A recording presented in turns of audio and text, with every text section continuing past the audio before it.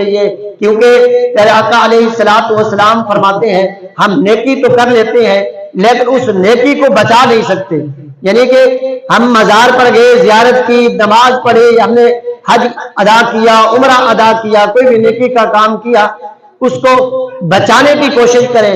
کیونکہ ہمیں علم ہوتا ہے الحمدللہ ہم نے یہ نماز بجماعت آج 5 نمازیں ادا کر لی ہے، ہم نے حج بھی ادا کر کے اپنے اعمال کے اندر شامل کیا ہوا ہے، ہم نے کسی غریب مسکین کو کھانا بھی کھلایا ہوا ہے، لیکن ہمیں یہ نہیں علم ہوتا کہ وہ ہماری نیکی بچی بھی ہے کہ نہیں بچی. ایک ایسے ہی بزرگ تھے، اللہ پاک کے ولی تھے، وہ کہتے ہیں کہ میں نیکی بچانے کا جو طریقہ ہے نا، نیکی تو کر لیتا ہوں لیکن وہ نیکی میں اپنی بچا نہیں سکتا تھا، مجھے پتہ نہیں چلتا تھا کہ وہ میری نیکی بھی قبول ہوئی، بچی ہے یا نہیں بچی. تو وہ جو طریقہ ہے میں اپنے غلام سے، اپنے نوکر سے سیکھا ہوں. دیکھیں ہم اپنے آپ کو بڑا کہتے ہیں کہ ہم استاد ہیں، ہم امام ہیں، ہم سے پوچھو، ہم سے علم حاصل کرو، لیکن اللہ پاک کے ولیوں کی، اللہ پاک کے بزرگوں کی یہ شان ہے وہ کسی سے بھی کچھ علم حاصل کرنے کے لیے کچھ مل جاتا اسے فوراً حاصل کر لیا کرتے تھے. اس بزرگ کہتا ہے کہ میں اس وقت دور تھا پیدل جانے کا یا اونٹ پہ سفر کیا کرتے تھے حج کے لیے. ہم حج کے لیے روانہ ہوئے، حج سے واپسی جب آئے تو اونٹ پر سفر کرتے تھے، سفر لمبا لمبا ہوا کرتا تھا، تو راستے میں پڑاؤ کیا جاتا تھا کسی نہ کسی آبادی کے قریب، تاکہ وہاں پر نماز ادا کی جائے، کھانا کھایا جائے، اس کے بعد پھر سفر روانہ کیا جائے. اور وہ بزرگ کہتے ہیں جب ہم نے حج سے واپسی پر سفر کیا تو رات کو دیر ہو گئی، کھانے کا وقت ہمارا ہو گیا، وہاں پر ہم نے پڑاؤ کیا اور کھانا بنایا، کھانے کے اندر جو سنن کے اندر نمک ڈلنا تھا وہ نمک کم پڑ گیا. نمک جب کم ہوا تو میں نے اپنے غلام سے کہا کہ جاؤ سامنے آبادی ہے، وہ سامنے گھر ہے، بستی ہے، وہاں سے نمک مانگ کے لے کر آؤ تاکہ ہم یہ سالن تیار کریں. کہتے ہیں جب میں نے اپنے غلام سے کہا تو میں کیا دیکھتا ہوں کہ غلام کے ماتھے پہ بل پڑ گیا. مجھے ایسا محسوس ہوا کہ غلام کو یہ میری بات پسند نہیں ہے. بہرحال اس نے منع نہیں کیا، وہ چلا گیا. وہاں پر جا کے کہتا ہے کہ ہم حاجی لوگ ہیں، حج کر کے واپسی جا رہے ہیں، ہم نے کھانا تیار کیا ہے، نمک کی ضرورت ہے. تو انہوں نے نمک پیش کیا، انہوں نے آگے سالن تیار کیا، کھانا کھایا، اپنے سفر پھر جو ہے نا روانہ کیا آگے. اب دوسری جگہ پہ وہ بزرگ کہتے ہیں ہمارا پھر پڑاؤ کا جب ٹائم آیا، ہم نے پڑاؤ کیا، پھر کھانا تیار کیا. پھر میں اس اپنے غلام سے میں نے کہا کہ جا کے سامنے سے نمک لے کے آؤ آبادی سے.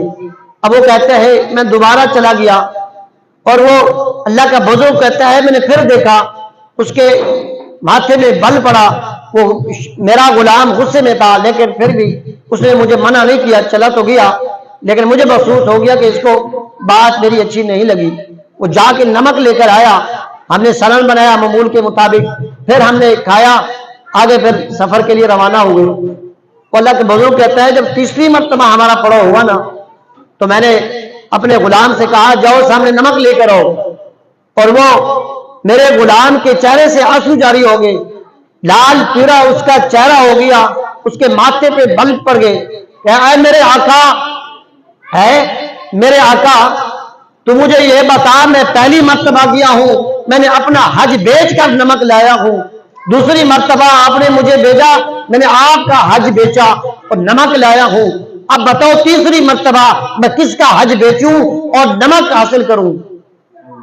آپ اس بات کو سمجھیں کیا مقصد ہے اس کا بات کرنے کا، یعنی کہ ہم نیکی کرتے ہیں لوگوں کو دکھانے کے لیے.